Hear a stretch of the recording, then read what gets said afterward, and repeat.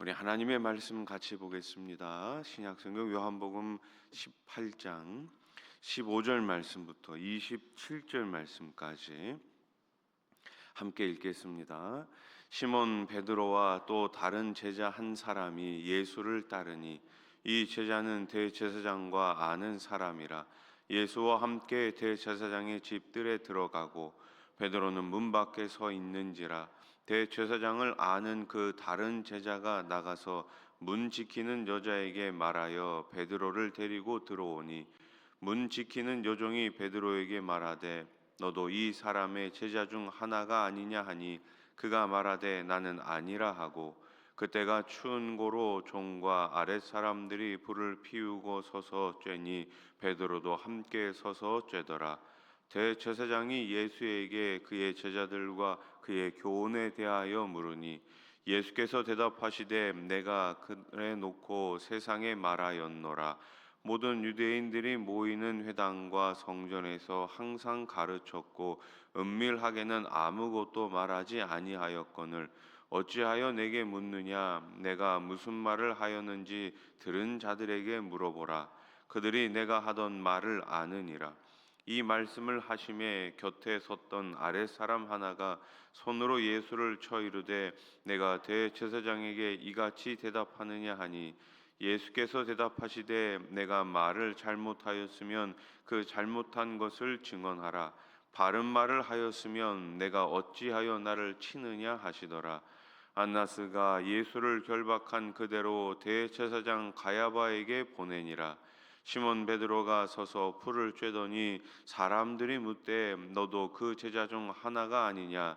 베드로가 부인하여 이르되 나는 아니라 하니 대제사장의 종 하나는 베드로에게 귀를 잘린 사람의 친척이라. 이르되 내가 그 사람과 함께 동산에 있는 것을 내가 보지 아니하였느냐. 이에 베드로가 또 부인하니 곧 닭이 울더라. 아멘. 우리는 살면서 여러 가지를 경험합니다. 때로는 성공도 경험하지만 실패를 경험하는 적이 훨씬 더 많습니다. 그 순간 우리가 평소에 알지 못했던 자신의 연약함을 발견하고 깊이 실망하기도 하죠. 내가 이 정도밖에 되지 못하는가, 나 자신을 되돌아보면서 실망을 하게 됩니다. 체포되신 예수님을 뒤돌아간 베드로에게 위기 앞에서 예수님을 부인합니다. 자신의 믿음을 지키는 일에 실패하고 말았죠. 내가 죽는 곳까지 주님을 따라가겠습니다. 그렇게 장담을 했건만 베드로는 예수님을 3번씩이나 부인하게 됩니다. 성도는 자신에게 실망했을 때 그것을 어떻게 극복해야 할까요? 먼저 우리는 나 자신이 연약한 존재임을 인정하고 연약한 존재임을 알아야 합니다. 베드로는 타고난 충동적인 성품 때문에 예수님께 책망도 많이 받았습니다. 하지만 그는 12제자 중에서 가장 열심을 낸, 가장 헌신을 한 그러한 제자였습니다. 그는 예수님이 하나님의 아들이시며 약속된 메시아라는 사실을 깨닫고 또 주님 앞에 아주 위대한 고백을 남기죠. 마태복음 16장 16절 말씀. 시몬 베드로가 대답하여 이르되 주는 그리스도시요 살아계신 하나님의 아들이시니이다. 아멘. 병사들이 예수님을 잡으러 왔습니다. 칼을 들어 그것을 막으려는 적극적인 용기도 베드로는 보였어요. 더욱이 예수님이 체포되어 끌려갈 때 다른 제자들은 뿔뿔이 흩어졌지만 그는 신문 받는 장소까지 예수님을 따라왔습니다. 베드로는 주님을 위해서라면 생명도 아낌없이 드리겠다고 결심했었던 사람이죠. 그런데 예수님이 갇히신 곳에서 자신의 정체가 탄로나자, 자신의 정체를 들키자 곧바로 예수님의 제자가 아니다, 나는 그 사람을 모른다 3번씩이나 부인을 합니다. 베드로는 위기 앞에 서자 무력하게 예수님을 저버리고 믿음에서 실패하고 말았습니다. 그는 자신이 한없이 나약하고 믿음이 없는 존재라는 사실을 깨닫게 됩니다. 이처럼 위기와 시련은 자아상이 깨지는 계기가 되기도 하죠. 평소에 정직하던 사람도 위기 앞에서 거짓을 둘러대며 비난을 피하려 핑계와 변명에 급급하기도 합니다. 이런 연약함이 드러날 때 우리는 하나님의 은혜 없이는 살 수 없는 자신의 한계, 인간의 한계를 분명히 인정해야 합니다. 그리고 지금까지 나의 힘이 아니요 하나님의 도우심으로 살아왔음을 다시금 깨달아야 하는 것이죠.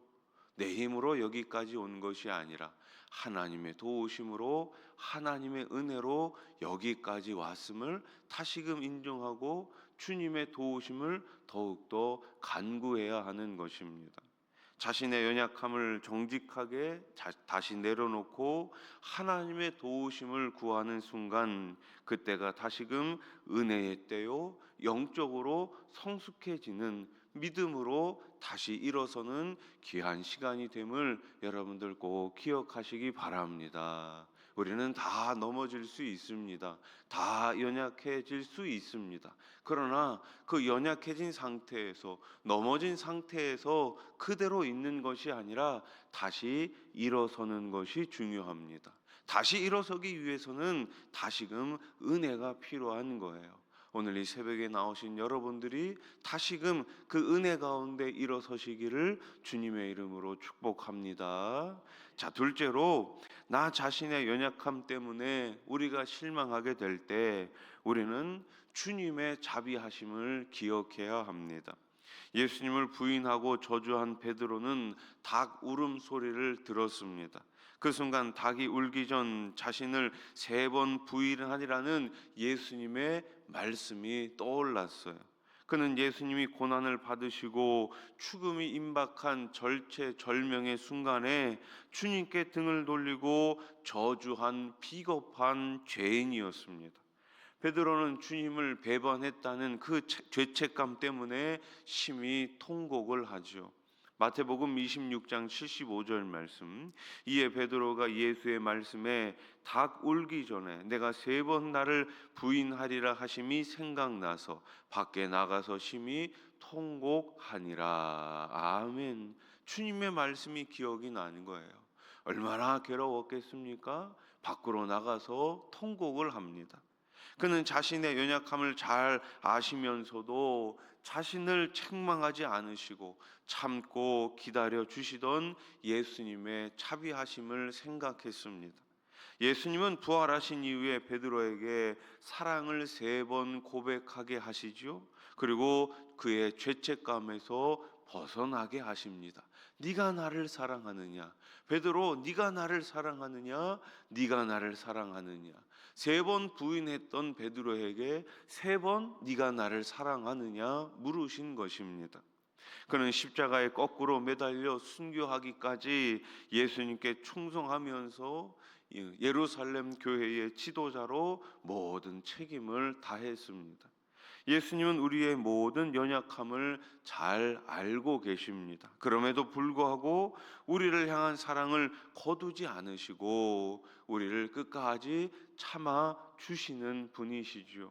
그러므로 불의한 일로 혹은 세상의 유혹에 빠져 예수님을 배반하는 일이 생긴다면 베드로처럼 우리는 다시 주님 앞으로 나아가야 하는 것입니다.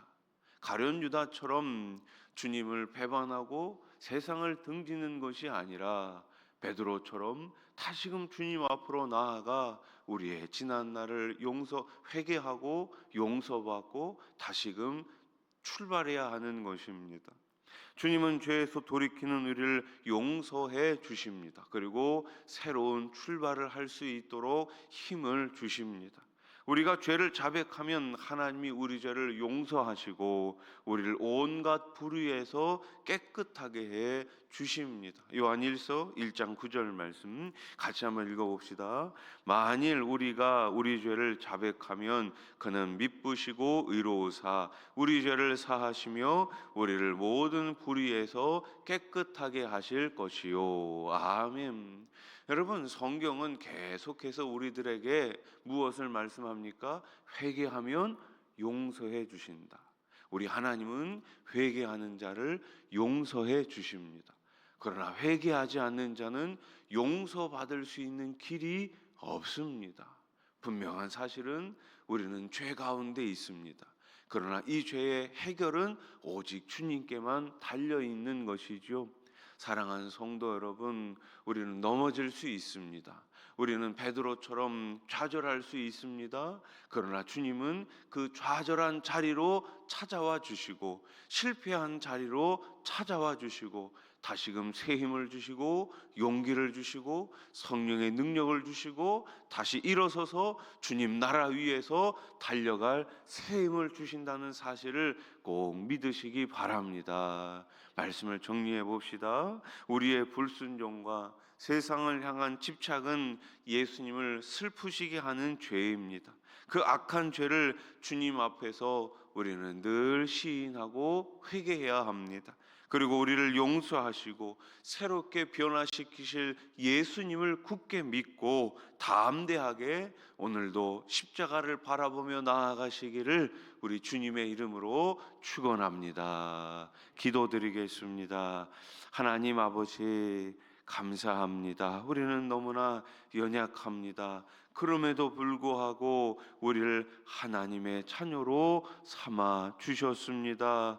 우리는 베드로처럼 늘 실패합니다. 우리는 베드로처럼 늘 좌절합니다. 그럼에도 불구하고 우리 인생 가운데 찾아와 주셔서 우리를 다시금 죄 용서해 주시고 우리를 하나님의 자녀로 세워 주시니 감사합니다. 주신 은혜 늘 기억하게 해 주시고 그 은혜를 간직하며 은혜를 흘려보내는 축복의 통로로 우리 교회를 사용하여 주시옵소서. 하나님 아버지, 베드로는 끝까지 그 주님의 사랑을 잊지 않았습니다. 우리도 그 주님의 사랑을 잊지 않게 해 주시고 받은 은혜, 받은 사랑을 늘 기억하면서 주님 주신 사명 다 잘 감당할 수 있도록 우리 하나님 도와 주시옵소서. 우리 수원아산교회 특별히 선교의 지경이 계속해서 넓어지게 해 주시고 복음의 지경이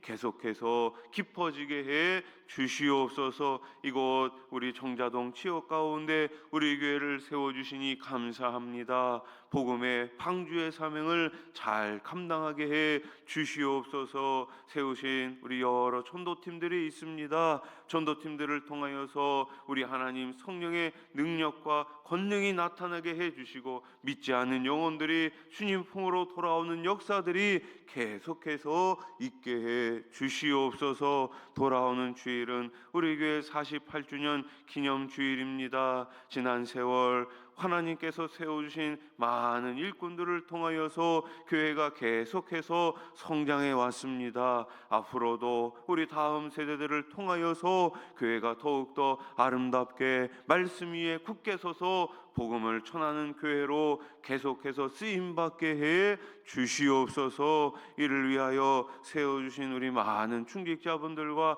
많은 일꾼들 한마음 한뜻으로 말씀으로 풍성하게 해 주시고 한마음 한뜻으로 계속해서 도전할 수 있도록 인도하여 주시옵소서. 오늘 새벽에도 여러 가지 기도 제목을 가지고 주님 앞에 나왔습니다. 간절한 마음으로 부르짖을 때에 우리 하나님 하늘문 넓게 여시고 응답하시고 복 내려 주시옵소서. 이 나라 이 땅을 긍휼히 여겨주시고 다시는 유교와 같은 전쟁이 없게 하시며 이 나라 이 땅 모든 국민들이 오직 예수 그리스도 그분의 말씀과 그분의 긍휼하심을 깨닫게 해주시고 하나님 나라가 이 땅에서부터 이루어질 수 있도록 우리 하나님 역사하여 주시옵소서. 예수님의 이름으로 기도드립니다. 아멘.